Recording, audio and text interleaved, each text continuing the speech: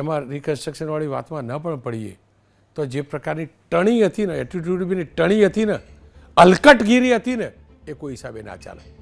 તમે જનસેવક છો, તમારો પગાર અમારા ટેક્સમાંથી કપાય છે, એ ગ્રામજનોના ટેક્સમાંથી કપાય છે. તમે બતાવશો પાણીથી રેખા દોરી? જરાય નહીં.